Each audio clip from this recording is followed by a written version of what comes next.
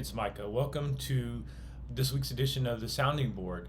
I thought I would make this a country music trilogy, uh, and so I will be talking much more conversationally than the past couple of weeks about country music and where it's headed and my personal relationship to it and so on and so forth. We started this discussion 2 weeks ago when I looked at the intense backlash that Beyonce was receiving for having uh, recorded some country records. Apparently, her new album is going to be a country music record all the way around. And Texas Hold'em, along with the song 16 Carriages, was released at the night of the Super Bowl. And it's been the hottest topic of discussion in music in general for the past few weeks. And so I was just looking at how people are responding unfavorably to the song. Now, of course, not all the reactions are unfavorable, but those are the ones that I focused on. And then last week, I decided to delve into the idea of who invented country music. Part of the pushback against the people who are pushing back on Beyonce are people who point out that black people were pivotal in the creation of country music, and you can't really talk about country music without talking about the contributions of African Americans. This week, I want to get a little more personal and a little more philosophical and touch on some things that are happening in country music now. The origin the direct origin of this particular video is a conversation I had regarding a video that I recorded this past week, where I reacted to Zach Bryan and his recent hit, I Remember Everything. The tension that was highlighted there was this idea that there's good country music and that there's bad country music. And this happens in just about every genre of music. People like music from a particular time period, or they like music that's in a particular vein. And when people either commercialize the music, or so I opted to fix my lighting and remove the distracting screen capture up here that isn't serving any purpose on this video. I feel like I look like just a floating head. This happened, like I said, this happens in every music genre. People have their preferences. They think that there was a golden age of country music or R&B or soul music or pop music or rock. Everybody has a favorite time frame, and it just so happens to coincide with when people were growing up or were young adults in a lot of cases. But sometimes there are people who are like new traditionalists who find inspiration in the music of years gone by. How does that translate into the current country music scene? Well, from what I can gather, and I'm not part of the country music scene, the only credentials I can lay claim to are the ones I keep saying over and over again, that I grew up in the Nashville area, so by osmosis I am kind of a country music expert in theory. However, I have not followed country music closely at any point in my lifetime, and the closest I came to following it closely was in the early 1980s when I was coming of age and starting to listen to music in general, but still while I was more or less a product of my environment and was exposed to a lot of country music and therefore consumed it, I guess you would say, in a way. I never, of course, I wasn't. I don't think I've ever bought a country album. As a matter of fact, I just had a realization. That's not anything intentional, but I have never actually purchased a country music record. It was just so much around me everywhere that I didn't need to buy any extra for myself, I guess. But those are my credentials, and so this is all coming from an insider-outsider's perspective. Nashville native, but not a country music fan. But what I see now in country music is that there is a movement in country, which is informally referred to as bro country, where usually male artists, and I guess in light of the conversations of the past few weeks, white male country artists tell somewhat superficial stories about carousing and doing stereotypical alpha male activities. And that's why it's called bro country. It's something that seems to be made for other bros, and it seems to be about just kicking back and having a good time, and there's not a whole lot of deeper meaning to it. There are some hip hop influences there, both in the cadences that are used in the songs, the vocal cadences, the beats, even though they're not electronic beats necessarily, or maybe even ever. They replicate sort of the repetitiveness, the more regular rhythms that you associate, that and more prominent rhythms and percussion that you would associate with a hip hop record. I would say they echo hip hop. I think that's probably the best way to describe it, and the message of the song somewhat parallels the topics that are prevalent in hip hop music as well. And for country music traditionalists, this does not work. They say that this sucks all the life and the soul out of country music, that country music is deeply felt music that comes from a place of, I don't want to overstate the position here, but I was going to say deep introspection. And part of the background of the countries is the blues, and the other part of it is folk music. And one thing that those two, and by folk music I mean tradition, European traditional music that were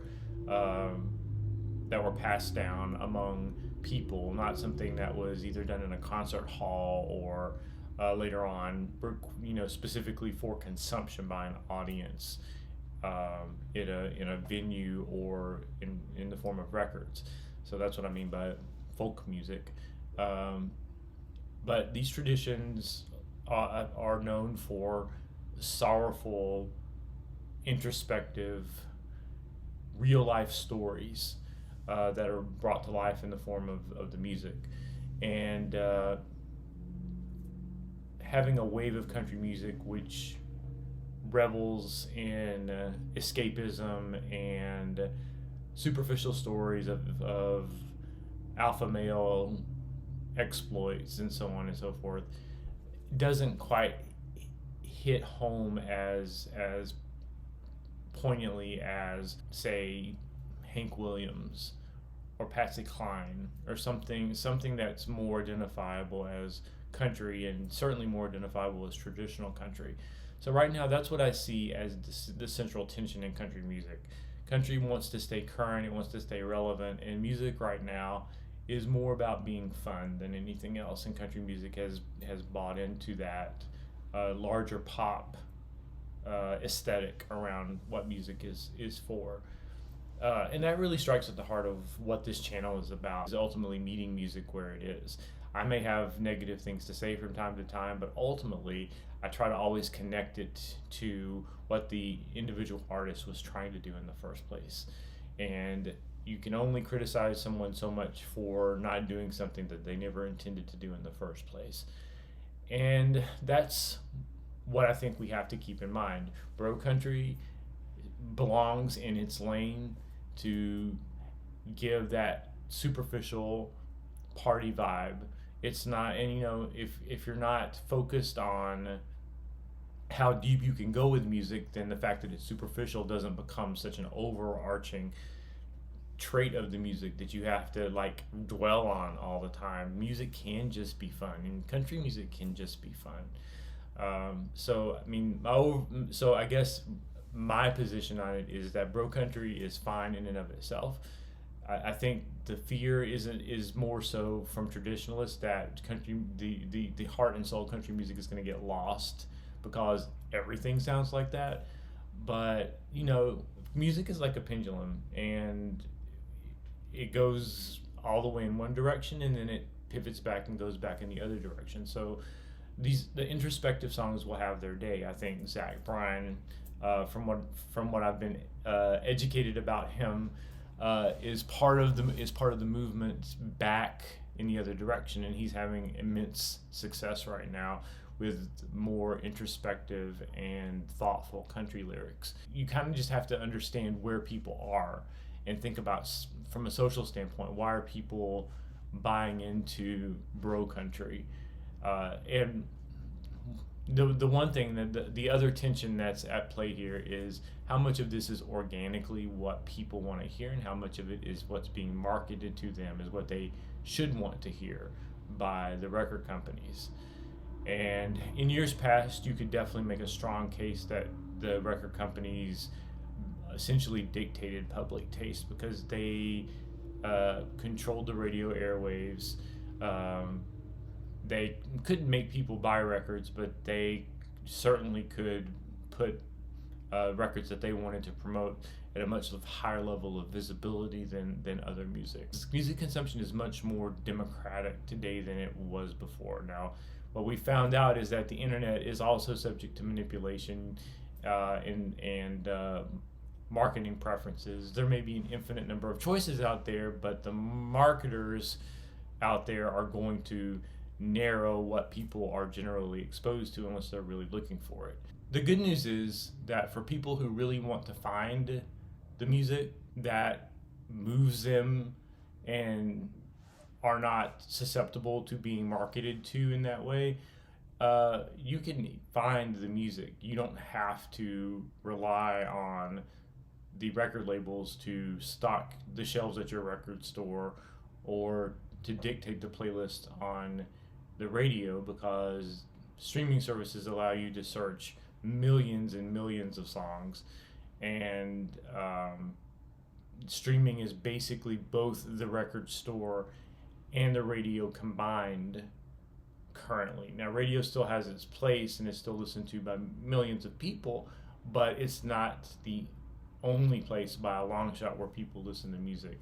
And people do purchase music, but more often they purchase streaming subscriptions. So both the purchasing side and the listening side are kind of merged with streaming. That's why streaming is such a big deal, because it's everything. It's kind of an all-in-one. And when it comes to streaming, people have millions of choices. They have to maybe do a little more research to find the people who aren't being heavily marketed, but it's there for them if they just look for it. And there are lots of independent message boards over the internet where people are passing notes about artists that are otherwise under the radar. So I'm hopeful that no music will ever truly be buried by anybody's marketing efforts, and that includes country music. So I think bro country is having its moment, but I think the pendulum will swing back, and there's not really a need to be concerned. But I think it's also important to understand what kind of world we live in right now and what kind of society we live in right now. And I don't just mean that in a negative way, although I think that in this instance, bro country could be a very predictable and understandable reaction to a lot of the harsh realities that we are facing today. No one really wants to, well, I say no one, but a lot of people prefer not to have their entertainment be sad because real life is sad for a lot of people, or based on what people are consuming or choosing to focus on in world events. So that escapism is an important thing, and as long as it's important, then people will be out there making songs that simply make other people feel good and not taking too close of a look at themselves. So I mean, it's not my business to tell country music fans, when I'm not one, to tell them how to feel about other types of music. I do think it's instructive to take a more philosophical step back and say, look, what is this music trying to do, and why is it popular? Instead of just being cynical and saying, well, it's being spoon-fed to them. I would even counter that the music that you enjoy was at some point the preferred music of the people marketing the music, and that was spoon-fed to you in a way. Um, and there's all kinds of angles to look at it, and in some ways the music business is kind of a hall of mirrors anyway, so we could always argue ad nauseum, but again, I feel like we should meet the music where it is. That goes for country music, that goes for all types of music. Hopefully you've gotten something out of this, and I certainly have, because I've thought this has made me express out loud some of the things that I've wondered about, and help me think through some of my positions on these things as well. And that's exactly what I'm doing these videos for. It's why I'm doing the channel ultimately. I'm basing everything on reaction videos, but that's the philosophy I want to promote, that we should be taking a step back and thinking about music in a more holistic way, instead of just pointing fingers back and forth at each other about how your music sucks. No, your music sucks. No, your music sucks. It just gets very negative at the end of the day, and taking a step back and saying, well, this is what I like and this is what I don't like, but I have to also look at why the music that I don't like exists, and why I'm not the center of the universe, speaking as any random music listener or commenter online. So until next time, please remember to like this video if you indeed liked it. Join me next week for the next edition of the Sounding Board. Please be sure to subscribe to the channel if you want to be notified about this and or my reaction videos. And finally, make music better.